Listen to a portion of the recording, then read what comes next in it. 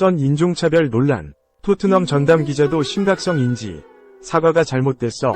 토트넘은 여전히 침묵 중. 손흥민의 팀 동료 로드리고 벤탄쿠르의 인종차별 논란이 끊이지 않고 있는 가운데 토트넘 호스퍼 전담 기자도 심각성을 느끼고 있었다. 토트넘 내부 소식을 전하는 알레스데어 골드 기자는 19일 한국 시간 자신의 유튜브 채널을 통해 토트넘 관련 이야기들을 전했다. 영상 중간에는 최근 논란이 된 벤탄쿠르의 인종차별 사건에 관한 언급도 있었다. 골드 기자는 문제가 된 영상 내용을 소개하면서 정말 문제가 되는 발언이었다. 물론 일부러 악의를 담거나 비하한 의도는 없었겠지만 그 말만 놓고 봤을 땐 인종차별적 발언이 맞았다. 그가 인종차별주의자라고 말하는 게 아니라 그가 한 말이 인종차별에 해당한다. 모든 한국인들이 다 똑같이 생겼다는 말이 되기 때문이다. 고 유감을 표했다. 자신이 SNS에 이번 일에 대한 생각을 전했을 때 사람들에게서 돌아온 반응을 알렸다. 골드 기자는 그냥 농담이었을 뿐이라고 말한 사람이 있는데 물론 그렇겠지만 정말 끔찍하고 최악인 농담이었다. 그냥 우루과이 사람들이 문화적으로 그렇게 말하는 것뿐이다. 영국 사람들이 인종차별 문제에 대해 말할 자격이 없다고 말하던데 전혀 이해되지 않는 논리다. 미국이 인종차별에 대해 말할 자격이 없다고 하는 것과 같다. 정말 끔찍한 사고방식이다. 고 아쉬워했다. 그러면서 벤탄쿠르의 사과가 부족했던 것 같다고 의견을 전했다. 그는 벤탄쿠르의 말을 듣고 어떤 사람들은 상처를 받았고 화가 났다. 그의 사과 자체도 결국 손흥민에게 개인적으로만 한 거다. 모든 한국인들을 모욕한 말이 되는 건데 더 많은 대상에게 사과했어야 한다. 의견이 갈릴 수 있겠지만 사람들 사이에서 충분히 대화가 오고까지 않았고 부족했다고 생각한다. 만약 다른 인종이나 다른 국적을 가진 이들에게서 일어난 일이라면 훨씬 더 많은 사람들이 문제라고 말했을 거다. 고 주장했다.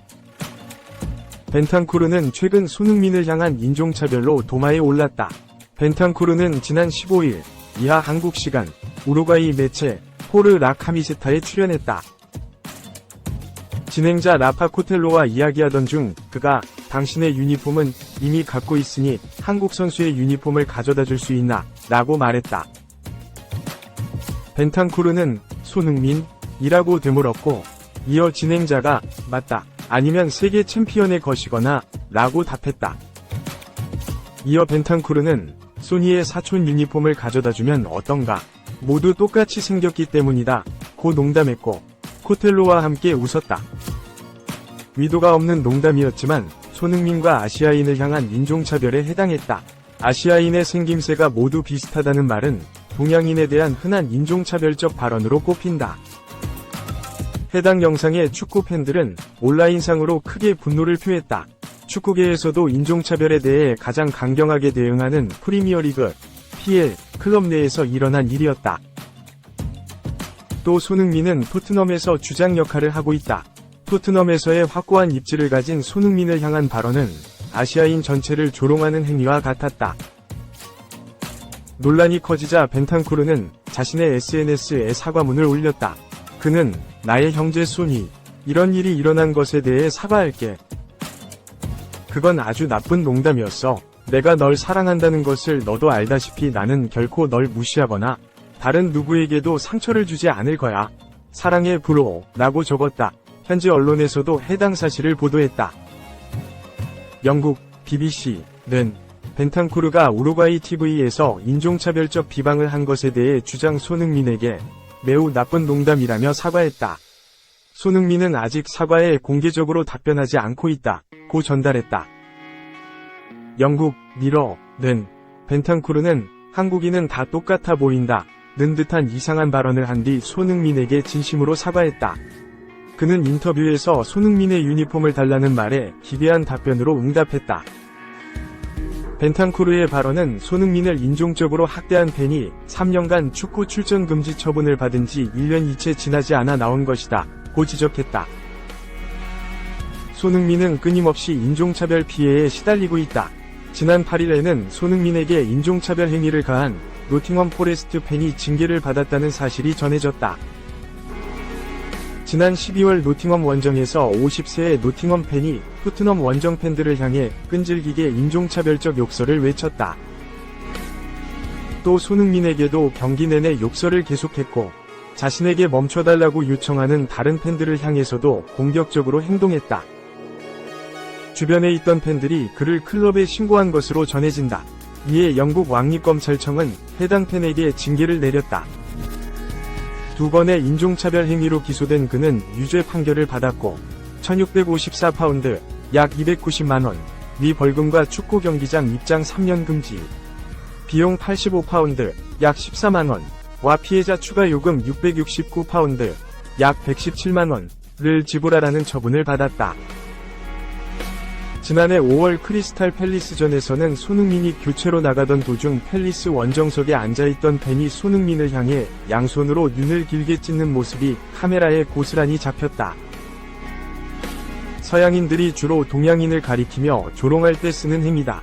토트넘과 팰리스 모두 공식 성명을 통해 엄중 조치를 예고했고 이 팬은 경찰 조사 끝에 3년 경기 관람 금지와 유로 2024 기간 해외여행 금지 처분을 받았다. 한두 번이 아니었다. 지난해 2월에는 웨스트햄 유나이티드 팬으로 추정되는 축구팬이 SNS를 통해 개고기나 먹어라 라는 글을 게시해 충격을 줬다. 2022년 8월에도 첼시전을 치르던 도중 첼시 팬으로부터 눈을 찢는 제스처를 당했다. 2021년 4월에는 맨체스터 유나이티드 팬들이 손흥민을 향해 인종차별적인 내용의 악성 댓글로 공격을 가했다. 이들은 모두 영국 경찰로부터 징계를 당했다. 손흥민은 과거 인종차별에 대해 마음고생이 심했음을 고백하기도 했다. 함부르크 SV 유스팀을 거쳐 바이엘 레버쿠젠에서 생활했던 손흥민은 독일에서 뛰던 당시 수많은 인종차별을 당한 탓에 2018 러시아 월드컵에서 독일을 꺾은 경기가 가장 기억에 남는 경기라고 밝힌 바 있다. 팬들의 분노는 사그라들지 않았다. 벤탄쿠르의 사과문은 일시적으로 24시간 동안만 게시되는 인스타그램 스토리에 올라왔기 때문이다. 토트넘 팬들은 벤탄쿠르와 토트넘 공식 SNS에서 댓글을 통해 여전한 분노를 표출하고 있다. 그러나 벤탄쿠르와 토트넘 모두 별다른 대응을 하고 있지 않다. 벤탄쿠르는 코파 아메리카 대회를 앞두고 관련 게시물을 업로드하고 있을 뿐이다. 토트넘 역시 소속 선수들의 유로 2024 관련 소식과 2024에서 25시즌 프리미어리그 일정 관련 컨텐츠만 올리고 있다. 내달 예정된 토트넘의 프리시즌 한국 투어에도 영향을 미칠 우려가 있다. 토트넘은 다가오는 프리시즌 기간 중 2년 만에 한국에 방문한다. 7월 31일 팀 K리그와 맞대결을 펼치고 8월 3일에는 김민재, 해리 케인, 에릭 다이어 등이 소속된 바이에른 뮌헨과 경기를 앞두고 있다. 투어가 시작되기 전까지 침묵이 계속된다면 여파가 이어질 것으로 보인다. 2. 파브레가스. 최고의 피니셔가 누구냐고? 앙리보단 반페르시. 그는 비아보다 치명적이었어. 세스크 파브레가스 37가 흥미로운 질문에 답했다. 글로벌 스포츠 매체 토크스포츠는 22일 한국 시간 영국 BBC를 통해 진행한 게리 리네커와 파브레가스의 인터뷰 내용을 인용 보도했다. 여기서 리네커는 파브레가스를 향해 메시를 제외하고 함께 뛴 선수 중 최고의 피니셔는 누구였나? 라는 질문을 던졌다. 이에 다비드 비아, 디에고 코스타, 티에리 앙리 등 당대 최고의 공격수들과 함께 활약한 파브레가스는 로빈 반 페르사가 골문 앞에서 가장 치명적이었다 라고 답했다. 이어 비아보다 반 페르시가 위인가라는 질문에 그는 로빈이 더 치명적이었다. 그의 플레이는 환상적이었고 골대 앞에서 항상 매우 특별한 무엇인가를 창조해냈다 라고 밝혔다. 파브레가스는 지난 2003년 아스널에 합류해 2011년까지 약 8년의 시간을 구단과 함께했다. 이후 스페인으로 적을 옮겨 바르셀로나에서 3시즌을 활약한 뒤 다시 영국으로 돌아와 첼시의 유니폼을 입고 5시즌을 머무르며 전성기를 보냈다.